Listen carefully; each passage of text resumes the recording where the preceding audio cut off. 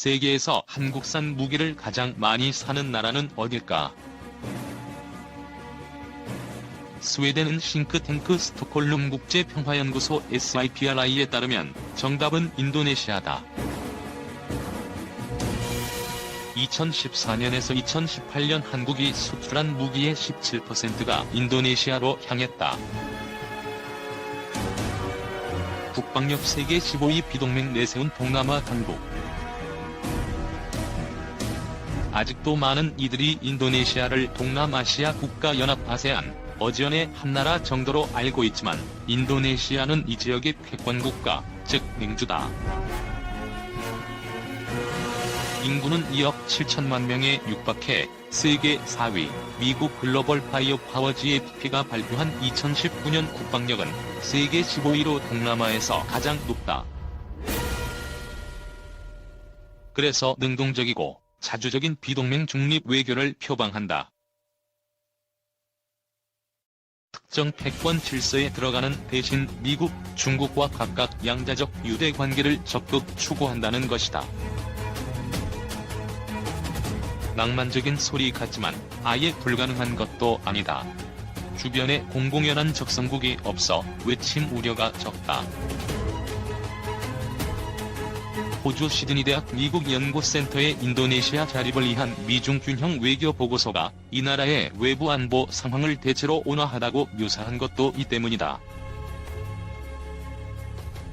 게다가 미국과 중국도 동남아에서 맹주적 지위를 인정, 인도네시아를 존중한다.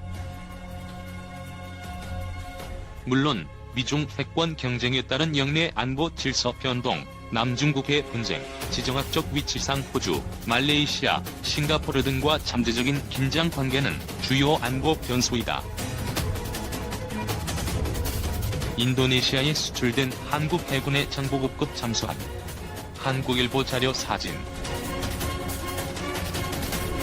외부 위협은 크지 않지만 해양국가인 만큼 인도네시아는 육군보다는 최근 해공군 현대화에 박차를 가하고 있다. 그리고 군 현대화의 핵심은 러시아제 신형 다목적 전투기 수호위 수-35와 한국 대우조선 해양의 장보급급 잠수함이다. 방산 전문 매체 제인스 360에 따르면 인도네시아 해군은 8년 전 세척을 도입한 데 이어 최근에도 209급 장보고함을 개량한 1,400톤급 잠수함 세척의 추가 도입을 위한 최종 협상을 벌이고 있다. 미국의 견제에도 불구 수-35 11대 도입을 위한 인도네시아와 러시아 간 협상도 막바지 단계다. 이 같은 움직임에 대해 시드니대 보고서는 인도네시아 지도자들은 미중 패권 다툼에 따른 세계 질서 변동이 인도네시아가 대국 빅컨트리어로 성장할 기회를 줄 것으로 보고 있다고 설명했다. 최근의 군비 확충이 동남아 영내 패권 유지뿐만 아니라 글로벌 파워로서의 도약을 위한 준비라는 것이다. 군 현대화로 입지 다지고 글로벌 해상 강국 꿈꿔. 조코 위도도 조코위 현 인도네시아 대통령이 2014년 7월 대선에서 승리한 직후 당선인 신분으로 통합된 인도네시아를 뜻하는 세 손가락 사인을 들어 보이며 지지자들을 반기고 있다. AP 연합뉴스 자료 사진.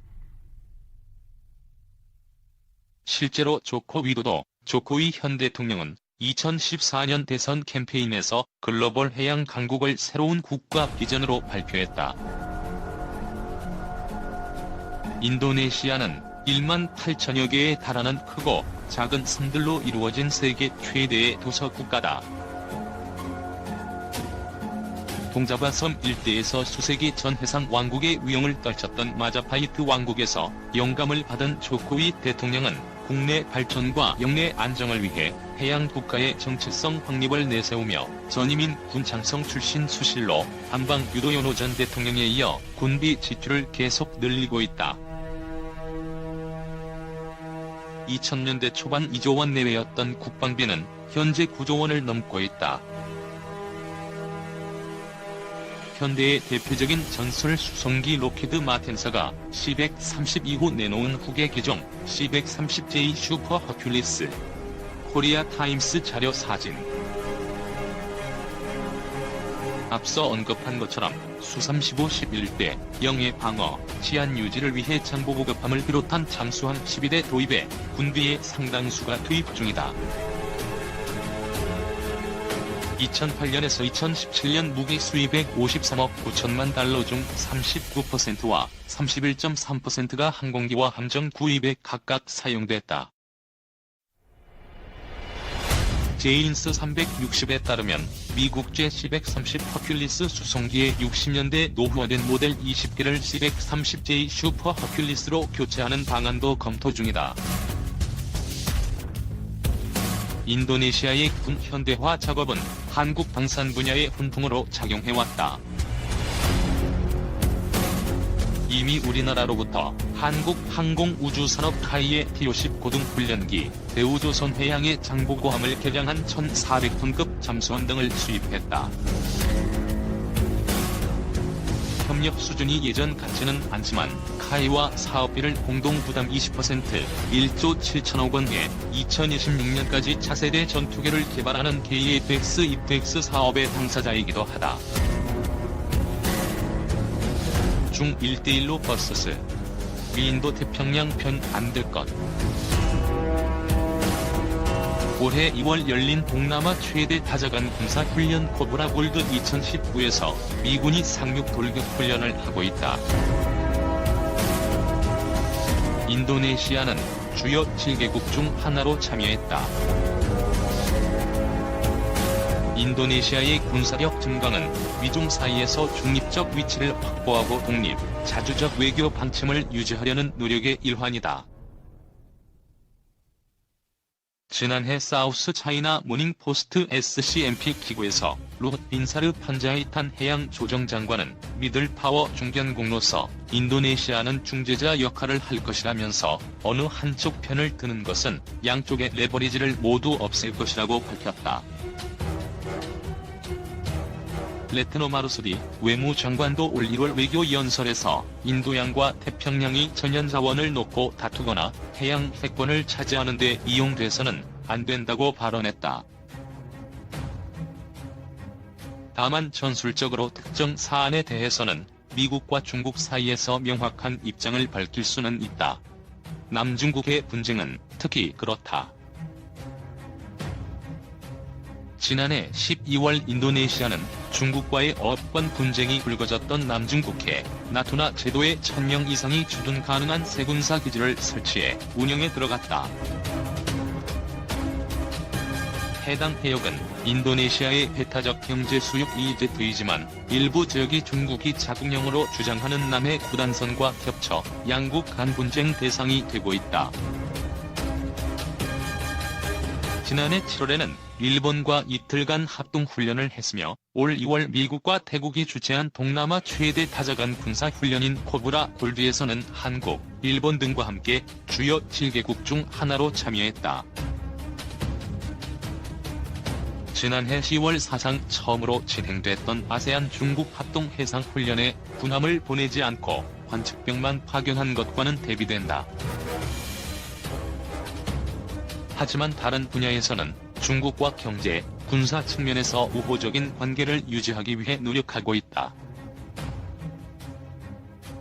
미국의 외교 안보 전문 매체 더 디플로맷에 따르면 인도네시아와 중국은 2011년 방위 산업 협력을 추진하기로 합의한 데 이어 정기적으로 방산 협력 회의를 열고 있다.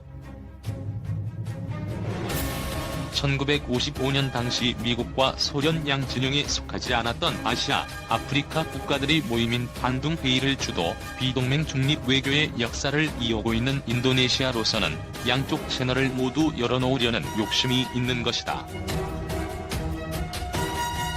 루흐 해양조정장관은 SCMP 기구물에서 인도네시아에 대한 중국의 위협은 없다면서 다만 경제력, 군사력에 있어 중국의 책임 있는 자세를 보고자 할 뿐이라며 중국과의 정면 충돌 피했다.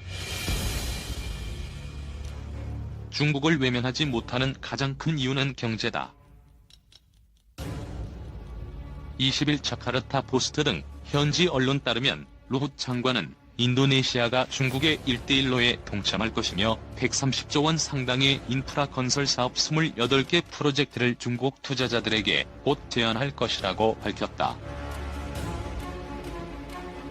그간 조코위 대통령은 경제 발전의 기반을 마련하기 위해 도로와 항만, 전력 등 핵심 인프라 구축 사업 추진했으나 국제 원자재 가격 하락이 장기화되는 등의 이유로 재원 마련에 어려움 겪어왔다.